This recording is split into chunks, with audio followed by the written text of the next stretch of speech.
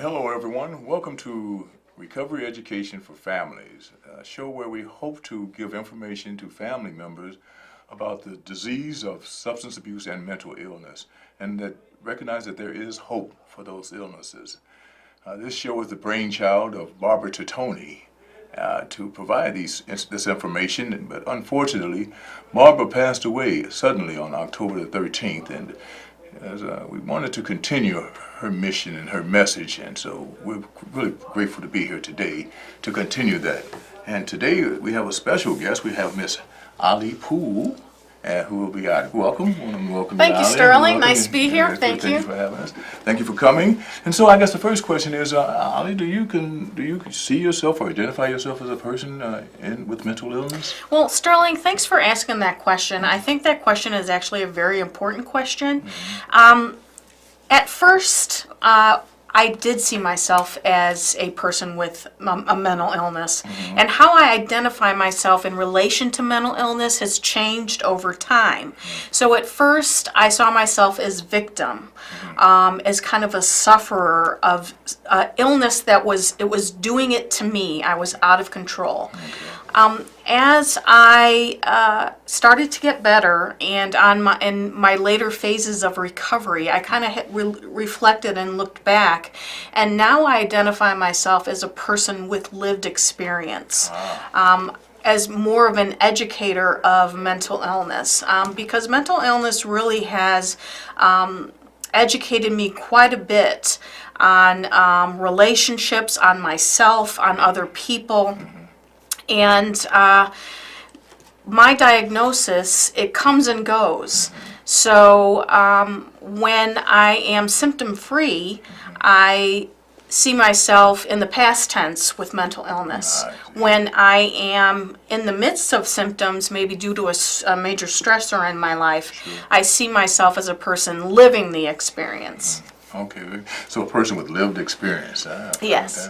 Could you tell us how old were you when you first experienced symptoms of it? I was young. I was quite young. I was 9 years old, and there was a major stressor going on in my life. We had just moved, and so I went to a new school, had all new friends, and it hit me in the form of an eating disorder and major depressive disorder. As in all illnesses, we know that you're not officially diagnosed with a correct illness until maybe 9 or 10 years later. So around 19 years old, I was correctly officially diagnosed with severe obsessive compulsive disorder and also major depressive disorder. Oh my. So you said it takes this 9 to 10 years before we can get the proper diagnosis? Yes. So I've done some research, and I've read that you can get a diagnosis from one psychiatrist and then get a different diagnosis from another psychiatrist. And that's kind of how my definition of mental illness has changed over the years, because I think that each person kind of experiences a diagnosis differently. And I think a person cannot be defined by their diagnosis. You know, you expressing that helps me. I have friends and family members who have mental health issues and who are reluctant to get help. They say that, well, this doesn't work, or this is not, and I think it's probably because of this misdiagnosis or the process, going through the process. So it's not something you can go and get healed right away then. It's Right. It takes time. And now I look at a person who has been labeled with a mental illness as more a person in distress. And does that person want to get out of that distress, then get some help and get some treatment. And the question we were asking, can you help us to understand what it was like when you were early on with your diagnosis? Sure. Well, it was hell. In the midst of symptoms, it's hell. Sure. I kind of correlate it to being buried alive. And I've said this all along. When you're buried alive, you know what's happening to you, but you can't do anything about it. With my symptoms, such as washing hands for hours during the day or repeating behavior, I knew what was happening. I can see I was doing these bizarre behaviors, but I couldn't do anything about it. And it was causing me a lot of distress. Thank you so much for sharing. To our audience, please call in with questions or comments for our guest, Ali Poole, who is a person with lived experience with mental illness. And you can get more information, or if you have a comment, please give us a call at 312-738-1060. And so we'll be interested in getting some feedback from you.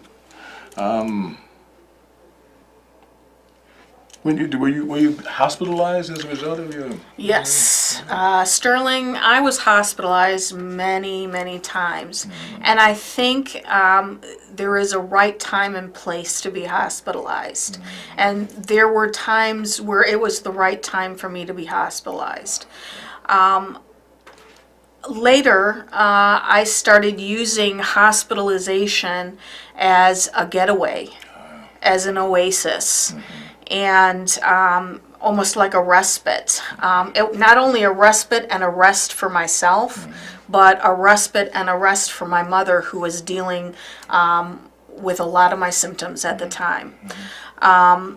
Hospitalization, as I look back on it now, Sterling, is a place to get stabilized, a safe place in case you are in harm.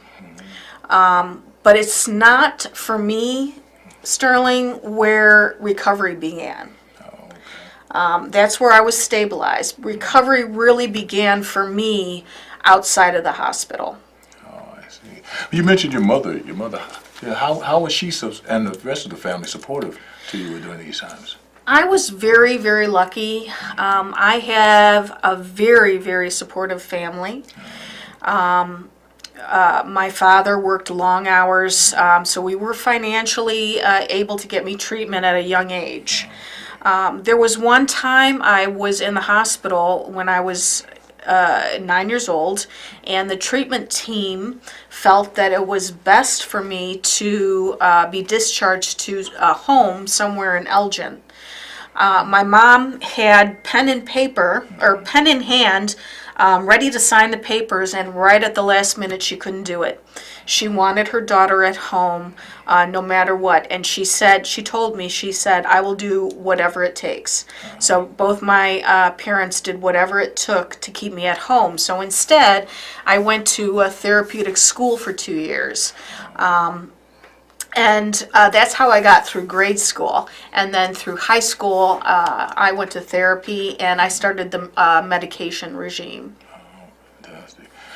Is there a recovery community that you're involved with? Is there a support kind of network of some kind? I have been very, very lucky. After I was hospitalized when I was 30 years old, and it was then that my mother said, you can't come home after this hospitalization. I said, well, where am I going to go? She said, you'll have to go to a nursing home. I begged and pleaded with her, and she finally relented.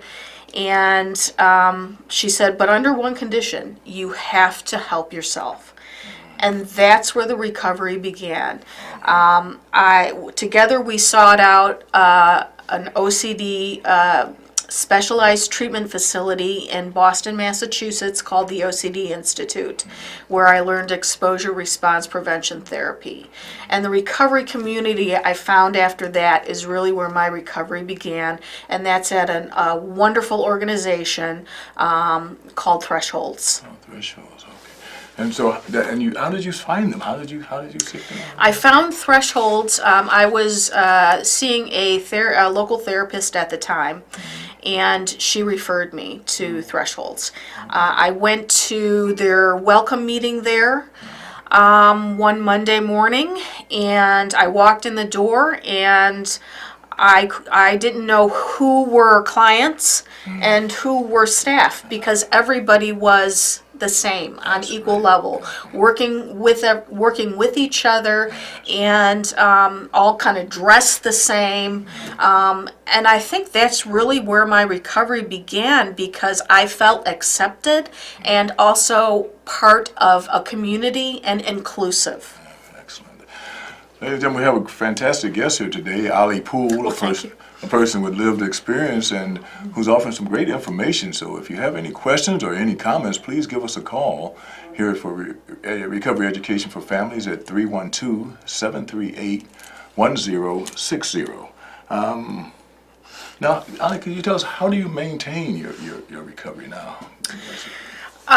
It's definitely getting up at 4 a.m. in the morning and getting myself together and taking the train on a 2-hour commute into work. I have been lucky enough to where Thresholds has embraced the recovery paradigm, and I work also for the agency where I was a client. I work in the training department, whose staff I absolutely, my coworkers, I just enjoy so much. So that's one major recovery aspect in my life, is my work and the agency that I work for. Another big aspect in my life, of course, is my husband. I thought I would never ever meet somebody, and I've met somebody and more. He has been a major support, a major love, and somebody that my mother said I would find someday. So That's fantastic, fantastic. Now, it sounds like I was going to ask you, what do you think is the most important part of maintaining your wellness, and what do you think that might be? Well, I think it's being positive. For me, it's having something to do during the day. Definitely. There was a point in my life where I lost purpose and I couldn't hold a job. So I retreated to my mother's house where I smoked cigarettes and slept all day. So it's definitely having something to do. And also, there was a point in my hospitalization where an occupational therapist used to say, surround yourself with good people. I never understood what he meant by that. Now I do. I am surrounded by very good people, both at work and at home.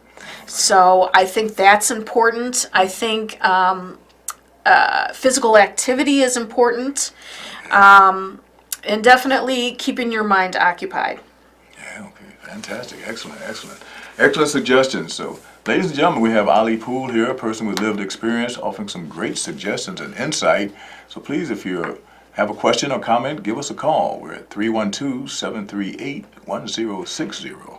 And so again, Ali, with fantastic information. Can I ask you, working in the field, what do you find the most valuable part of actually working in the field with others? I think it's definitely, I work for our training department at work, and so we are responsible for training our new staff.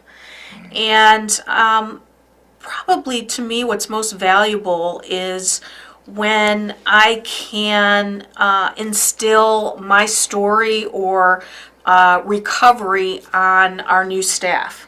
A lot of our new staff are coming right out of universities with a master's degree, and some of them have higher credentials than I do. But I think hearing from our clientele during new staff orientation, stories about recovery and hope, I think surpasses any credential. Lived experience. Yeah, absolutely. Yeah. People can relate to you, and that makes perfect sense. Well, Okay, well, recovery-related activities. Okay, what recovery-related activities are you involved with? Well, just recently I got my kind of feet wet in the advocacy field. I was just recently, I just recently sat on a committee hearing where I told my story in hopes to legislatures in hopes that I would that mental health cuts would that they would continue to cut mental health. Uh, uh, Not cut mental health funding, not cut. Yeah, right. Well, we have a caller. Okay. A caller with your comment or question. Hi, I was just wondering if there are specific signs that distinguish OCD rather than a simple habit. Well, that's, I'm not an OCD expert. Um, uh, there's a plethora of information. If you do have access to the internet, you can read on OCD. But yes, I think if there's repetitive behavior that is causing you distress and is also interfering with your daily functioning. So for me, it was hand washing and repetitive behavior.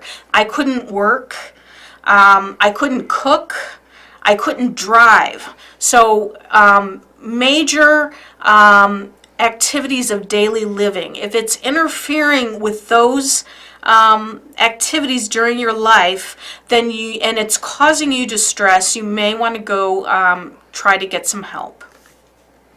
Thank you for your call. And again, we are available, and Ali Poole here with great resources with information. So please give us a call. Any questions or comments? 312-738-1060. Before the call, you had mentioned working with advocacy, and Yes. I'm sure it's stigma. I guess stigma is always such a challenge with mental health. And could you go and tell us a little bit more about that? Well, absolutely. Like I said, I was involved in a hearing where I was advocating against cuts for mental health, for the mental health field. But stigma can be on many levels.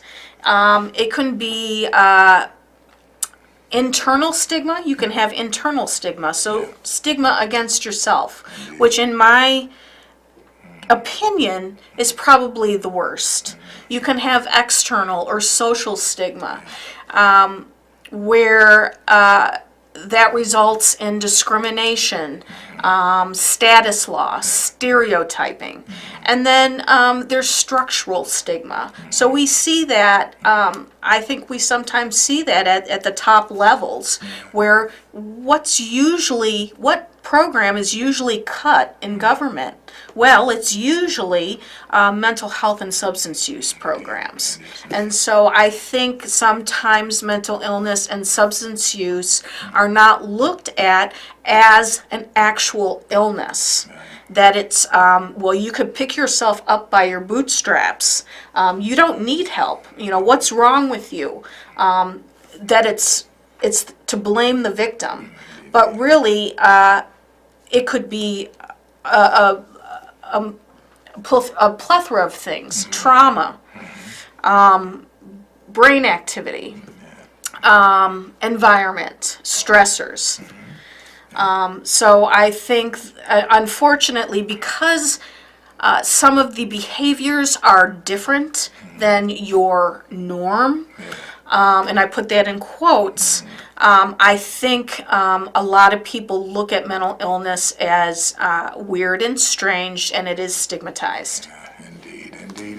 I'm a person with lived experience with substance abuse, and I agree. The stigma is there, and it's the first thing to get cut, and it seems to be treated as a moral issue rather than as a medical issue. Absolutely. Most unfortunate, But you had mentioned something too, the internal person having an internal stigma where which I would imagine keeps a person from getting help. Yes. You know, so you're saying that being the worst, and I can certainly appreciate that. So, yes, internal stigma, I think, is a result of social or external stigma. So when you constantly hear that a group or population, when you hear someone say, oh, they're stupid, they're lazy, they're violent, and then all of a sudden that label is plopped on you, then you start to think, oh my gosh, well, am I? Is that me? And it starts to affect your self-esteem, the way you look at yourself, your perception of your intelligence, and I think that's worse in my respect. And how does one get help with when in a situation like that? I mean, if they're suffering but not being able to address it themselves, what can a person do? Well, first of all, I'd like people to know that they are not alone. The statistics show that 1 in 5, 1 in 4 people usually have experienced a mental illness within any given year, and it's a spectrum. So maybe one day you're more well, maybe one day you're maybe more symptomatic. But to reach out, there's a lot of resources out there. So if you have access to a computer, Google thresholds.org, or if you have access to a phone, call the Warm Line. The Warm Line is staffed by people all in recovery, and they help you with recovery education. Surround yourself with trusted people. Educate those people who you want in your circle on your symptoms. And always know the crisis numbers, and when you're trying to find a provider, a therapist, make sure that it's somebody that you're comfortable with, somebody that fits your needs. You are allowed to interview them as much as they are looking at you. That's a very good point, very good point. Again, ladies and gentlemen, we only have a few minutes left, so if you have any questions or comments, please give us a call at 312-738-1060. We have Miss Holly Poole, who is a person with lived experience who has a great knowledge of resources available. And for individuals who have lived experience and who are in recovery, how do they connect with the recovery community? Sure. Well, like I said, a great way to start is if they have a phone, the Warm Line. Also, each region in Illinois has its own region recovery support specialist. And they can try and get a hold of one of them. That's through the Division of Mental Health here in Chicago. It's Virginia Goldrick, and I know she has an email address that if you're on that, she always emails a plethora of resources. And also Google if there's any support groups out there for your particular, if you've been diagnosed with a mental illness, is there a support group for your particular diagnosis? Or just try to do some education. That's I think key. Try to read up on mental illness, read up on your diagnosis. Be armed with information so that when you go into a psychiatrist's office or a therapist's office, this is what I need. I would think too, it would also seems like that would be good information for family members as well. Absolutely. To help to understand the situation. Absolutely. Family members, what I do want to emphasize is increase to your self-care. For family members, a lot of times compassion fatigue and burnout can happen. But please don't give up on your family member. Try to educate yourself on mental illness and their diagnosis. But most importantly, also take a break if you need a break. And take care of yourself, because if you don't take care of yourself, you can't take care of your loved one. And you are the keeper right now of the person's hope. And hold on to that hope, because hope is out there. They are no longer is mental illness a doomsday diagnosis. Now people are saying they are being cured from mental illness. Indeed, indeed. Holly, thank you so much valuable information. Well, thank you. Really I enjoyed it. Pleasure having you here with us today. The Recovery Education for Families is a series that addresses just the items and substances that Holly was mentioning today, and so it's a privilege to have her here. And we're really grateful to be able to continue the mission of Barbara Tutoni. She was the one who had the dream of presenting shows like this to get information to individuals and families, and so it's a pleasure that we were able to present this information and to get it out from people, someone with lived experience, someone who truly understands what it's all about. So we really, once again, want to thank you. Thank you so much for coming out to be with us. Thank you, Sterling. I thank you, ladies and gentlemen, for taking time to spend with us today, and we'll see you next time. Thank you.